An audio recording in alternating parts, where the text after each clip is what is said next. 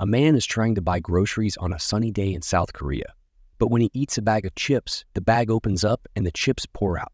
A little girl is looking at him and asking him if he is stealing or doing something else wrong. But all of a sudden, there was a small earthquake in the area. Luckily, no one was hurt. Then there's a bigger earthquake.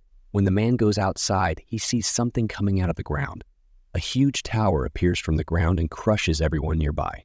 The man protects the child who is trying to get safety. When the shaking finally stopped, he went outside and saw that the tower was standing straight. It turned out that the tower wasn't just in South Korea.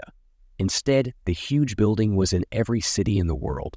People call it the Tower of Nightmares, and a message tells many chosen people that they have been chosen to save the world as tower walkers. Those who accepted the summons and jumped into the tower's battlefield got the blessing of the interface system, which let them get items and skills like it was a game. But they would soon realize that this wasn't a game, because the interface system told them that a tower impact would happen in the world. It also shows the world outside the tower, where the people who don't get to move into the tower build things to clean up. The worker then noticed something about the tower. He saw that something had come out of it. The tower impact is the big disaster in which monsters pour out of the tower onto the surface of the earth. They destroy everything in sight, which is too much for the modern army to handle. A third of the world's people were killed by the monster that came out of the tower. Those in the tower could do nothing but watch it happen. Those with special skills and abilities were humanity's last chance. Then the walkers started to attack the tower to stop humanity from being wiped out. At one point, the walkers came to the end of the path. As they try to destroy the obstacle, they find a shiny stone called the Return Stone. This stone lets the user go back in time to around the time they were summoned, but the user's current memories will still be there. Huang, the captain of the Tower Walkers, uses it right away, telling the others that he will tell them what it's like after he tries it. When he breaks the stone, a bright light fills the room and he disappears. This makes the other people wonder if he really went back in time. Sakamoto, who used to be a science professor, is sure that Huang has gone back in time, but because a part of time got split up, Huang might never see them again. Using well-known scientific ideas like the multiverse theory and the parallel universe theory, he explained that, in their current situation, the universe and time have become separated. In other words, the moment Huang went back in time, their world and Healing's world became completely different. The other people walking are lost. But no matter what, it's certain that Huang went back to the past. However, that doesn't mean anything will change in the present world, because as far as Sakamoto knows, the tower system has never existed before. He told the others that the stone would take them to a world in a different split timeline. He also says that the things in the tower go against common sense. After all, not long after the second tower, an impact happened in the world outside of the tower. This happened before everyone on Earth died. The walkers must decide whether to use the Return Stone to go back in time or to stay in the tower and die. To sum up, Huang doesn't have enough strength to climb, so he uses the stone to go back to his own world, leaving behind the people who want to fight the monster in their current world. Someone with a double dagger comes into the fight, and his slashes are so powerful that they basically kill the monster. When he's done, he asks the walker if he's okay, and then a group of people come to stay in the tower until the very end. They were humanity's last chance. They were the only ones who didn't want the Return Stone. In the battle on the upper floor, Johan Duan distracted the boss monster Agro by calling out to Johan to attack, and the two of them killed the mask boss with ease in the aftermath. The squad is lucky that there are no deaths and only minor injuries, keeping a fast pace. They think they might be able to get to the last floor if they get a weapon called a suppressing dragon sword from the boss's drop. Even though we are going up against the 98th floor chamber of purgatory, everything seems to be going in favor of humanity. The rest of the team is killed, leaving just the two of them. They fight hard to beat the boss, and Yuan screams that he can't do it alone. He tells Zhaowan to get his act together and start beating the boss, but things don't go the way they want. Yuan gets stuck by the boss's horn, which makes him unable to fight back. The boss then ran toward a castle wall and used his last bit of strength to stamp Yuan between the wall and its head. Zhaowan tries to fight the boss because he killed his only friend. He took out his sword and ran towards the boss. It notices the attack, but there's something different about Zhaowan. With all of his remaining strength, Zhaowan trusts his sword like there's no tomorrow and kills the boss. Unfortunately, Zhaowan is badly hurt and can't get better. With the return stone in his hand, he apologizes and reminds Jawan that Kim Yon-hwan never lost his smile in that cruel and dark tower. This is why. Smile Knight is what the walkers call him, and now it's the first time Smile Knight doesn't have a smile. Jawan then turns away from him and tells him to just go before he changes his mind.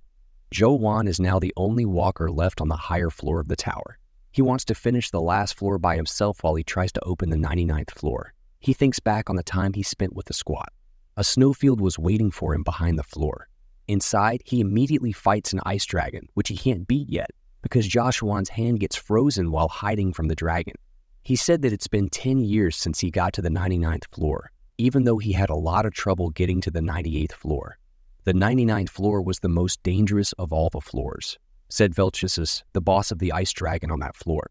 Even with the highest level of cold resistance, this dragon from the Forgotten Land was hard to stop because it was so wide. If the walkers who left hadn't left him a piece of equipment, he would have died a long time ago. The suppressing dragon sword, which he got on the 85th floor, the ice demon armor, which Yon-hwan gave him, and the Flame King's bracelet, which Han Seoyo gave him. He wakes up in the smithy and warms himself up while thinking about her. Currently, he lives in the village that was reclaimed after his boss. The monster dragon Altimenius called Atopos was defeated on the 50th floor. Even though people saw dead or hurt walkers every day, they never lost hope. The priests had set up emergency rescue teams to help raiders who could no longer fight. The blacksmiths in the workshops made free equipment for the walkers who fought for humanity. Jawan told that he might be the last blacksmith, and Atomos told him that supplies no longer come from the lower floors. Even though there were still some minerals until a few months ago, Jawan thinks that there are no more living people in the tower. You have no idea what year it is. Now he thinks that there have been more than 10 tower impacts so far, and that at some point people stopped being called to the first floor, which is the summoning ground, and instead climbed up the tower to talk to Jawan. While he was thinking about it, he thought that all humans on Earth had died. Something is bothering Jawan. At the place where the returned stone was first found, there are some strange scribbles that say tower within tower, nightmare within nightmare. Jawan's grandmother went missing 2 days ago, and Jay's partner doesn't age inside the tower. If someone goes missing in the tower, it's because they either used the returned stone to go back in time or jumped off the tower because they thought there were no more supporting walkers. Jawan asks Jay to teach him how to be a blacksmith, and Jay agrees. Later that day, Jawan faces the ice dragon again. Ultimate tells Jawan that no human has ever made it to the 99th floor alone since the Tower of the Nightmare was built. This makes him realize that Jawan is an amazing person. Jawan makes fun of the dragon by saying that he would feel so empty after killing all the Terminus. He also says that the armor that the dragon is so proud of is starting to have cracks as Jawan jumps into the dragon's breath. But it doesn't take long for Jawan to want to beat the dragon. In the end, this means that with only thrust, he wouldn't be able to beat the dragon. He started riding the tower later than other people. Because of this, he always misses things like hidden skills and classes. So he gave up on his other skills and focused on just one, the thrust. He thrust and thrusted again and again, and after he used it to kill more than 50 million monsters, his friends thought his pronoun was thrust. He thought his thrust was getting faster, more accurate, and stronger every time he used it. So his thrust became more than just a simple move. It started to attack with the same power as a hidden skill. But it wasn't a skill. He never got tired because it didn't use up his spirit power. That's when, after more than 100 thrusts, he scratched the dragon. He did this because he wanted to kill Jawan for good, so he used dragon breath right on him. Jawan was surprised to see a light in the dragon. It was the same light he had seen on the 98th floor. He threw everything he had at the dragon, and this time it worked perfectly. Jawan completely blew the dragon's chin off. The angry dragon flies up into the sky and fires dragon breath at the tiny human below him. But Jawan can't close the distance between them because he can't move fast enough in the freezing cold air. Jawan doesn't get a way to get better. The ice dragon lands right in front of him and tells him that he would lose if there were 10 more people like Jawan. If the walkers hadn't been fooled by the mare's stone, Jawan's fate would have been very different after hearing about it.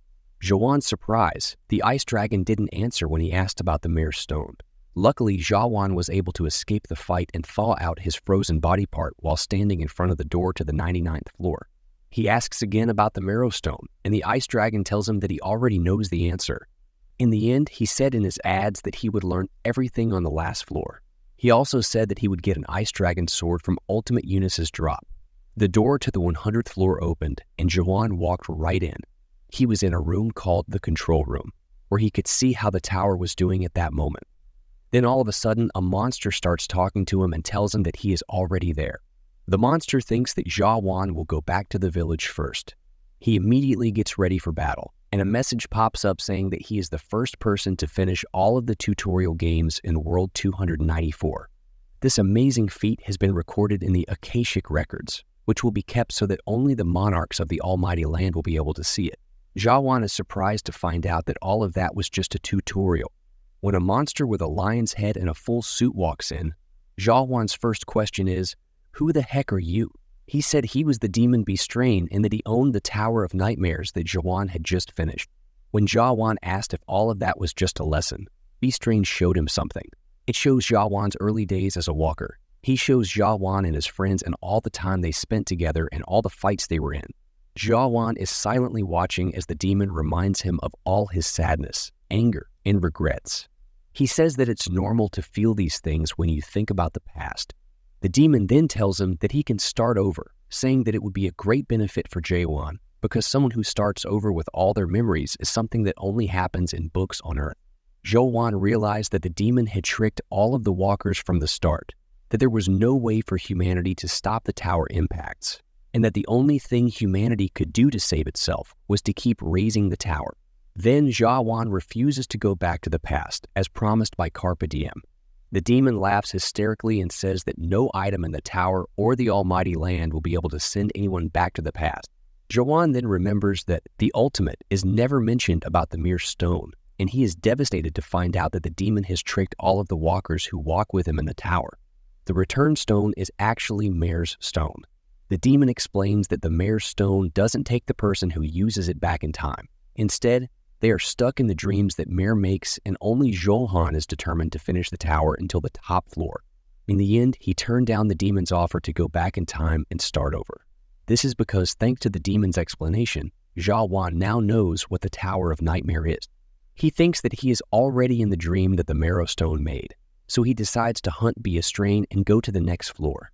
As Bestrain tries to explain something else, Jawan suddenly thrusts him with the sword he got from the knout. All he wants to do is push up to the next floor. Even though he is already in the dream of the Tower of Nightmares, the demon tries to trick him by telling him this. He shows that the outside world is fine and that all of the tower walkers are unconscious. Bestrain also says that Jawan will never be able to beat him because the demon is so different from the tower monsters, and he can't even beat the tutorial.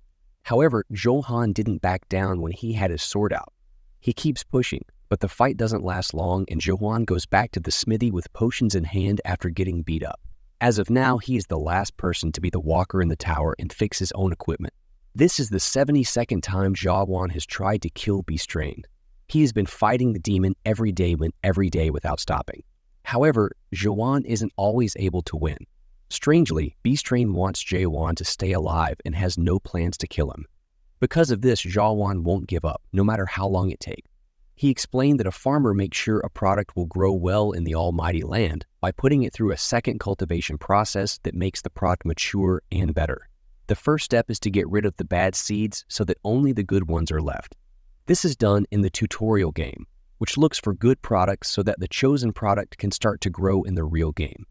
So the second step is to grow the chosen seeds by giving them water and fertilizer.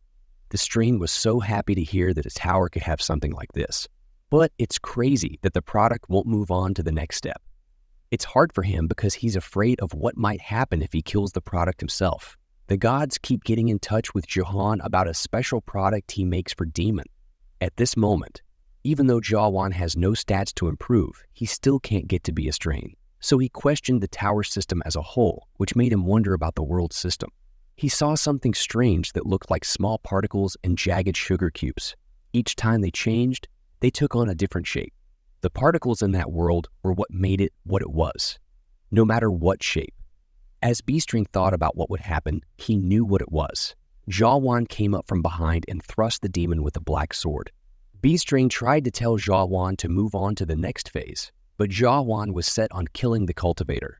Jawan kept thrusting and thrusting until he had no patience left. So B-Strain asked him what the heck Jawan wanted. He finally felt like he had the demon, and he thought it was good that he kept going until the demon broke. In reality, the universe doesn't just have one dimension. The main dimension level is called the Almighty Land. There are a lot of changes that branch off. Earth is one of many small planets in a system of dimensions that have been scattered by the many changes. They call it the 294th world, and walkers can earn skills and items in the Tower of Nightmares. Then, as they work to improve their status, they will learn how the Almighty Land works, and they will get a chance to go to a different world. The demon's job is to help the process along. The strain went on to say that B-Strain chose the Tower of Nightmares to come to Earth just by chance. But what Jawan usually asks next is nothing like that. He asks why a person like B-Strain running the Tower of Nightmares is making the demon nervous.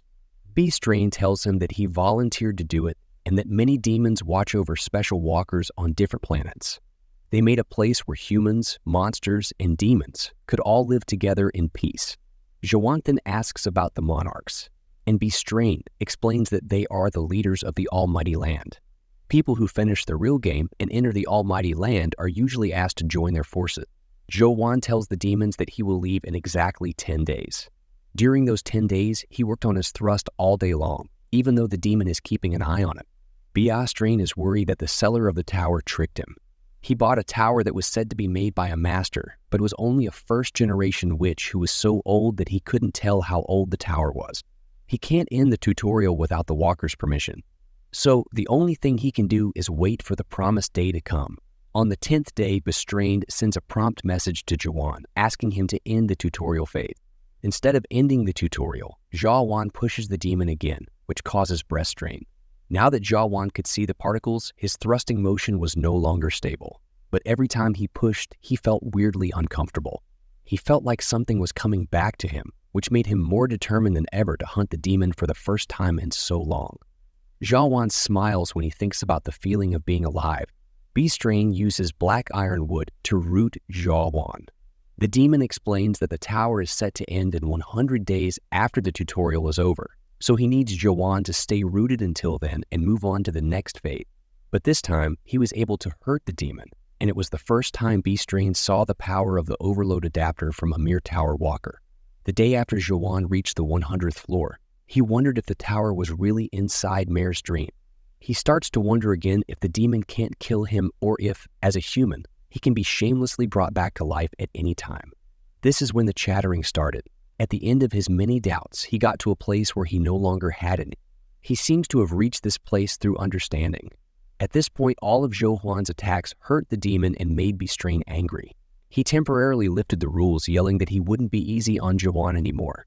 The demon's counterattack is several times stronger than before, and he cuts Jawan deeply. He says how great it is that Jawan was able to move on to round 2 so quickly after finishing the tutorial, but he says that's the limit for a human. He keeps attacking Jawan without stopping, hurting him more.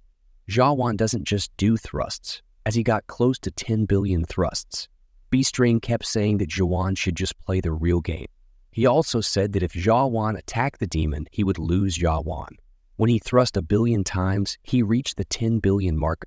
He sees the line that tells him where to thrust. And just like when he fights the 98th and 99th bosses, he doesn't wait long and instinctively thrusts his sword at the demon. The surprised demon can't believe that the human wasn't just adapting. This is a power that only an awakened hero has. And since B-Strain is helpless against Jawan's power, he asks B-Strain to listen to him one last time. And he says that humans aren't things that the demon can just trade around. He says that humans aren't insignificant baselines that the demon can just use as he pleases and turn into digital and art products that he can put a price on. He also says that Jawan will no longer follow the plan that the demon made. Instead, he will destroy the tower, climb to the next floor, and keep going up and up. The status information on Jawan is broken. Jawan is sure, though, that the next level does exist. He could sort of read the writing in the tower, which said that the whole Tower of Nightmares was just a copy of the first theme at the top of the illusion tree. At this point, Jawan knows that the tower is at the base of the illusion tree. So he knows that the next level is the tree's trunk and that he can go to the next level if he can break through the ceiling. All of the messages from the tower say that an unexpected error happened while it was trying to find the last tower walker. It finds that there are no walkers in the current Tower of Nightmares, so the tutorial game is over. Then Zhaowan wakes up in some kind of tropical forest where he says he found the next level. A pack of wolves appears in front of him, and he stands there with his sword ready to kill them all. He easily cut the wolf in half with a small thrust, but when the wolf's leader showed up, Zhaowan thought that a small thrust wouldn't be enough. Zhaowan uses a normal thrust to cut the wolf into pieces and take its horn. He thinks the monster is weak, but he is just broken. The next thing that comes out is a group of green creatures that say, "How dare a simple human harvest the horn of the anthem?" They attack him, but because Zhaowan can understand them, he doesn't kill them right away. Instead, he tries to stop them and tells them that he will kill them if they attack him again. Well, in the end, he killed all but one of the ants. The one he left alive was supposed to ask him a question, but instead it made fun of him. Zhaowan tortured him by telling him to speak in a way that he could understand, but the ant just bit its own tongue to avoid more pain. Even though they look weak, they are much stronger than he thought they would be. When he looked at the ants' bodies, he found a small backpack that he could use to store the big things, like an inventory. He thought he would be able to use the interface system of other dimensional worlds like the Great Lando, but he was glad to be able to see information about the item here. Anyway, when he checks his sword from the 99th floor, he finds out that it can change shape and eat dead people. Lastly, he also finds a map that shows the illusion of chaos is somewhere else. When his teammates saw a red-haired woman herding a pack of wolves, they were surprised to see that she was messing with a beehorn. A wolf boss with 2 horns, Zhaowan, sees them from a distance and assumes that they will die dealing with the beehorn. He thinks that since the woman is the strongest of the group, she might try to scam them or something, as a big red man gets ready for his attack. The woman says she will help him, but then she punches him in the face, even though Mino is standing right in front of him and is about to eat him up with a single thrust. Zhaowan saves him by cracking Mino's head open and letting them take the body while he talks to them.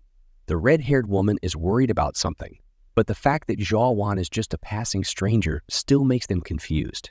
He also doesn't speak the language of that place, which seems strange to them.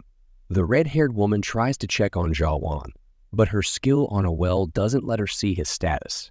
So she tries to talk to him, telling him that there aren't many adapters in Chaos who can kill a beehorn with just a thrust. She asks Zhaowan who he is and where he came from, but he doesn't know what Chaos is. So he asks her about it, which makes her nervous because she thinks Zhaowan is playing around with her.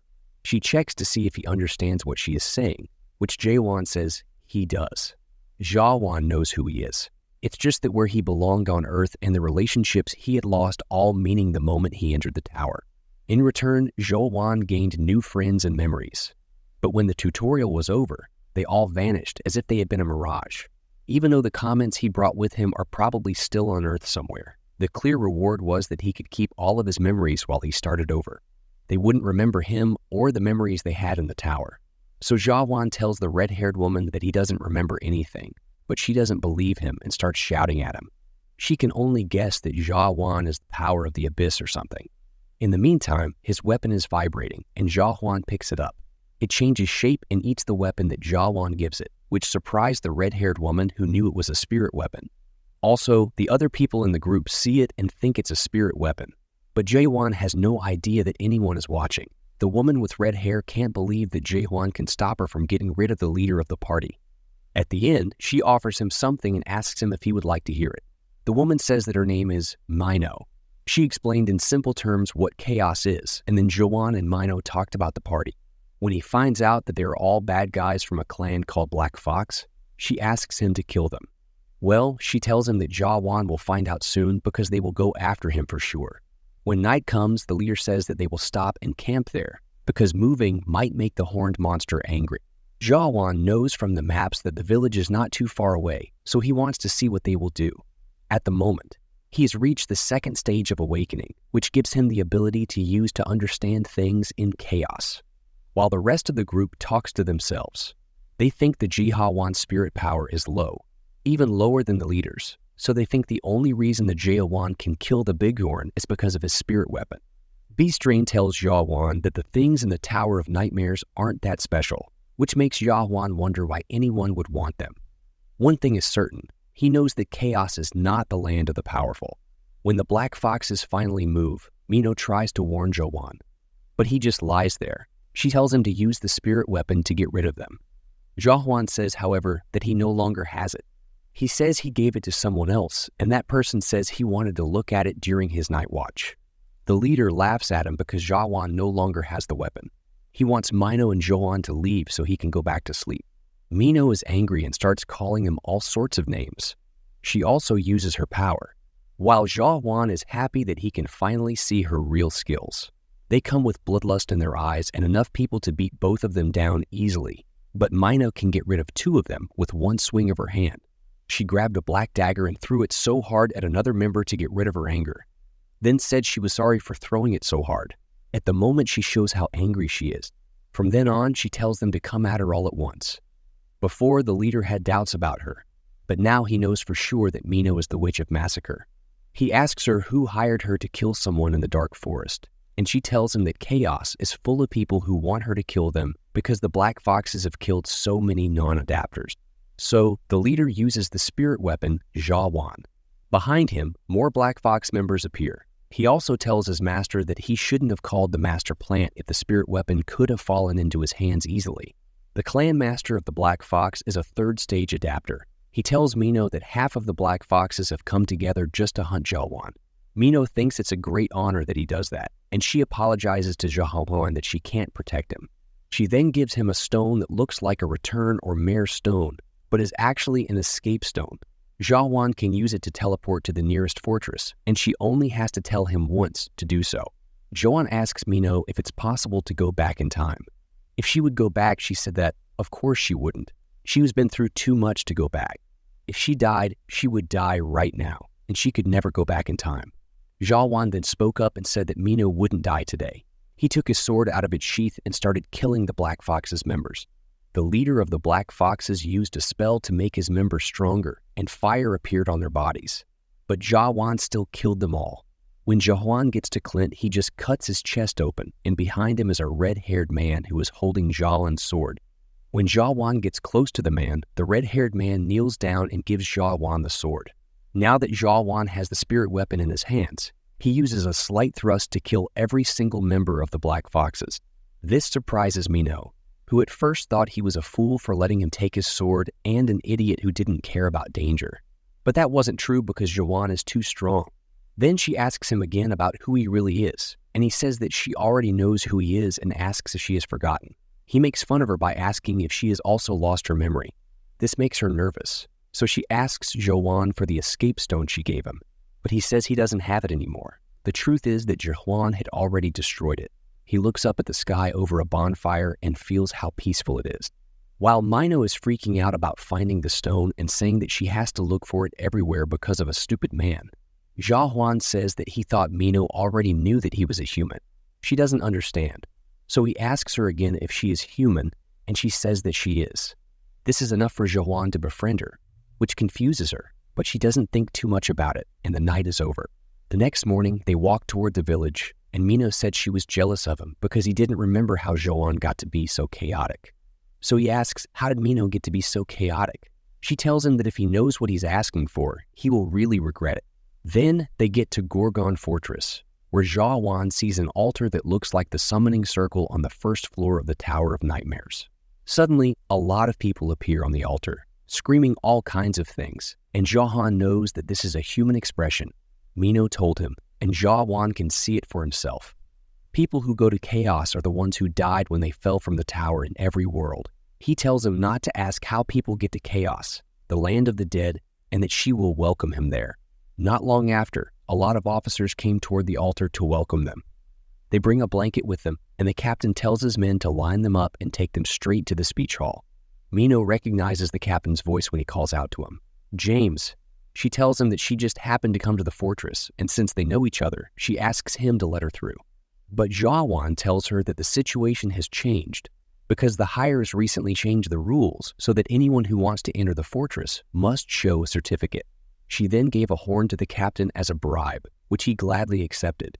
Next, he asks Zhao about the certificate, which he doesn't have. Mino teased him by saying she would help him if he said, please. The captain told him that he couldn't get into the fortress without a certificate, so Zhao tries to get something out of his clothes. Mino is worried because this makes him wonder if Zhao wants to kill all the guards and start a massacre to get into the fortress. Mino thinks that Jawan might actually do it because he knows what kind of person he is. But as Mino tries to cover for him, someone calls out to them and asks what's going on in there. It turns out to be the manager of the cleanest checkpoint in Chaos, stubborn Northern Checkpoint Chief Carlton. He walks right up to James and asks him what's going on. So he told her that Jawan wanted to come in even though he didn't have a certificate. Then Carlton tells him that he can't go in. When Jawan asks why though, Carlton reads the law that says he can't do that. But it's also his power to bind everyone in the area who is making the meal. This is called the Gorgon Restraint Act.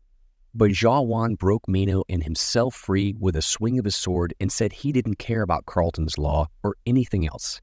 He then says that he doesn't need the certificate because he will show that he is who he says he is. But Carlton doesn't pay attention to him. When he uses another law act to try to bind Jawan again, he releases a white chain, but Jawan easily breaks free of it, which surprises everyone. In the end, Jawan asks if he can just do what Mino did to the captain, which makes James pale and scared that he might be found out. Well, Jawan just throws something at Carlton without caring if anyone else or Mino sees it. James yells at Jawan. How dare he try to bribe the chief? He says that Jawan should be killed, but Carlton stops him by saying that he was waiting for Jawan, the messenger of the Greens. Jawan was checking on Mino's soul corruption, and the devices say that she needs to take medicine as soon as possible because her soul corruption is over 15. She then said that soul corruption is a long-term illness that everyone who lives in Chaos has. Just being in Chaos is enough for a soul to become corrupted over time. That's why the horned monster is so important to the person in Chaos, because the horn is the only medicine that can reduce soul corruption in Chaos. Carlton then tried to measure Jawan, but the device couldn't tell how much soul corruption he had, so it showed 0 on the screen. Then Carlton gives the thing Jawan gave him back with a smile. Carlton tells him that he shouldn't just give a soul stone to anyone who calls themselves messenger of the green. But Jawan says that he is not from the Greens or whatever Carlton keeps saying, which he already know. Carlton then tells Jawan that a soul stone is a valuable item that boosts spiritual power. But it's not that simple. In the short time that Carlton held on to it, his hand got completely dirty. Since Jawan is not green, he will never be able to handle the soul stone. Only Greens can carry the stone without becoming corrupted. Even though Jawan is not green, Carlton thinks that Jawan has a good soul. He told them that the device can't measure Jawan's soul because it is the purest soul in all of Solon Chaos. As Carlton and James walked into the fortress, it was like James' worst nightmare had come true. Carlton said that it sounds like there is someone at the gate who takes money to let people through. In the village, Jawan is thinking about how things are getting worse. On top of that, he is carrying a dead weight because Carlton punished Mino with the Law Act for not having her own ID, and she became a mindless zombie that follows Jawan around. He then tells the villagers that he wants to find a skilled blacksmith who works with swords. When Mino wakes up and sees his spirit weapon coming out of a tunnel, Jawan tells her to go her own way, but she doesn't want to because she thinks it's too harsh of him to leave her like that. She figures that Jawan is still mad at her because she tried to leave him at the gate, but she was only making a joke. Then he tells her that's enough, since he's been led to the castle. Because Jawan and Mino are different, she will be a problem after that. He tells her again and again to go her own way. But after a few fights, Mino decides to still follow him and asks him if he knows where he's going. Jawan tells her that he's going to find the nightmare by looking at her. She might know one place where he might be, so they decide to go there. But before he can do that, he has to deal with the people who follow them, because some guys have business with them. A group of bad guys ask Jawan for the sword, but he refuses to give it to them. While this is going on, Mino gets mad at the youngest thug, who is obviously the biggest person in the group. Jaw has had enough, so he pushes the thug's hand a little away from the group to warn them. Since it bothers him, he tells them to attack quickly as a group. The leader is angry that his cute youngest hand was cut off, so he and the others attack Jawan. He didn't kill them though. He knocks them out instead. Nino makes fun of him by asking if he knows anything else besides thrust, but Jawan says that he doesn't. He spent about 15 years of his life learning how to thrust his sword. She then wonders why he missed his shot earlier when he was supposed to blow up the roof. He notices that someone on the roof is using a hidden skill, so Jawan decides to scare him because it is bothering him. A little while later, they finally got to Twilight's Fall, which was a blacksmith's shop. One of the apprentices whose job it was to talk to customers came over and said hi. A young man who looked healthy said that they had a lot going on that day. Even if you place the order today, it will take some time. Inside, the apprentices are all excited to see a sword made from Aquahorn's horn, and they offer to work on the jewel slot. He also says that whoever wins will become the owner's assistant for the day. Michael in the smithy lets them try, but even after they each take a turn, they can't even make a scratch on the sword. When Michael gets mad at his apprentices, Jawan sneaks into the smithy and says he'll give it a try. Michael put Jawan down by saying that even his apprentices couldn't do it. But then he stabs the little sword with his pointer finger, making a hole in it, spins it around, and says that he is now the deputy owner for the day. But as Jawan plays with the sword, it breaks into pieces. This surprises everyone in the smithy and makes Michael angry, even though he is mad because the horn is so expensive and Jawan just broke it. So he frowned and said, sorry, because he didn't break the part that needed to be broken. Instead, he breaks the whole thing, which makes Michael upset, so he asks Jawan to pay him for the broken stuff. So he pulls out a horn from a pental horn, which Michael gladly takes. He blushes when he looks at the huge horn, so he tells his apprentices to close the door and takes you into his own smithy. He says it's the best place in the whole Gorgon region, so Jawan pulls out another horn. The pentahorn had 5 horns, so he must have had more, but Michael didn't understand why. Also, Jawan wants to use it to make a scabbard. They were talking about a pentahorn, and the material seemed like too much for just a scabbard. After Michael looked at the sword's condition, Jawan gave it to him. He sighed, the frost dragon sword. He thought it was too bad that this sword was just a fake, but then the sword started to cry. Michael dropped it when he was surprised, and it landed on Garnak's horn. The sword began to shake even harder as it opened its mouth and started eating the horn. Now Michael knows that it is a spirit weapon. As soon as the frost dragon finished eating the Gar's next horn, the blade of its sword started to glow. He thinks that he will see a lot of interesting things today because of this. He says that the sword is changing, but they no longer have the material because the sword ate it. Jawan says it's okay and pulls another one out of his backpack. Michael stood in front of the Garnak's horn because this was the first time he had been given the chance to process a Garnak's horn. So Michael asks Jawan what he can do to help shape or form it, and Jawan says he will leave it up to Michael. Michael looks surprised, but he says that as the Master of Dawn, he will show Jawan what he can do. At the same time, a middle-aged man in clean formal clothes coughed as he drank his tea in Gorgon Castle. The man in dark clothes bowed his head as he kneeled in front of the middle-aged man and told him that they had lost their target.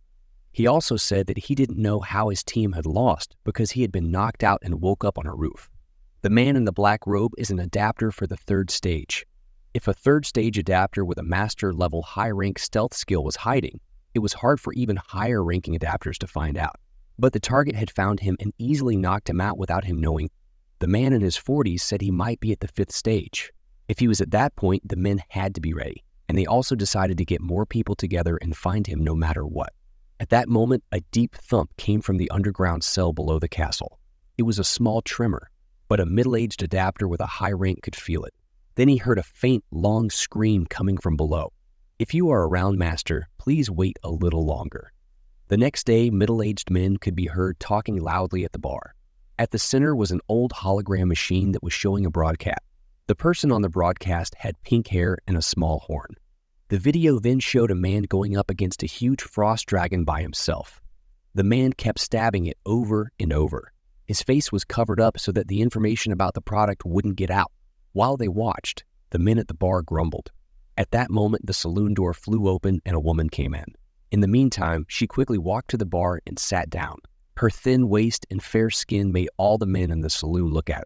The men were shocked and scared by the violent energy pressure Mino was putting out, so they ran away.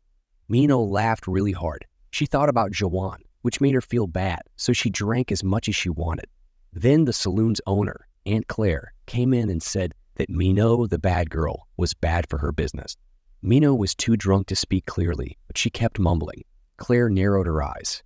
She knew Mino. Well, Mino had been like this ever since they met at the Tower of Nightmares. She was weak, but she could get angry quickly. She also liked to play jokes on people and cause trouble. She wasn't bad, but she always got people in trouble. Claire brushes her hair and tells Mino that she shouldn't be with Jawan anymore because she knows he's dangerous. Before Mino could answer, a message sent by spiritual power shot through the saloon's window and landed on Mino. When she checked who sent it, she saw that it came from Carlton, the Northern Gate captain. At that moment, Mino felt like he was being pushed in every direction. One of the men walked up to her and asked, "Are you the witch of the massacre?" Despite being drunk, Mino pulled a dagger out of her clothes. The man came up behind her and grabbed her hand. He smiled in an ominous way and told her that he needed her to do something for them. Back at the smithy, Michael gives up on making the horn because he thinks the materials are too hard for him to work with. Jawan puts his hand on Michael's eyes and tells him that it's important to be able to see. Michael's eyes glow brightly, and the material in front of him starts to melt in front of his face. This takes him to a world where he can see the shape of the material he works with for real. It turned into a monster and attacked them. When Michael was scared by what he saw, Jawan told him to calm down because he had promised to help him. He thought it must have been a dream, so he looked for a way out and ran away, leaving you inside. As Michael opens the door to ask for help, he sees what he thinks are his apprentices, but are actually skeletons asking if the smith master is done smelting. In his panic, he sees another being who calls him a fool and tells him he doesn't deserve to see that place yet. He used a hammer and chisel. He had no idea how to deal with the monsters. When the monster attacked Jawan, he fought back. The monster screamed and spat out blood, but it didn't seem to care. He seemed to like it. With so much going on, in the end, Michael was shocked and scared. So he broke the horn, and they talked about what had happened with the owner of the smithy in the past. Jean then touched the horn with his hand. The surface moved as if it were reacting to his touch. In the next moment, Michael saw something unbelievable. The particles that Jawan's finger had touched were dug up, as if something had eaten them. Jawan shook his head. Michael looked closer. This reminded him of when he learned smithy as a child and his master told him that he wouldn't go beyond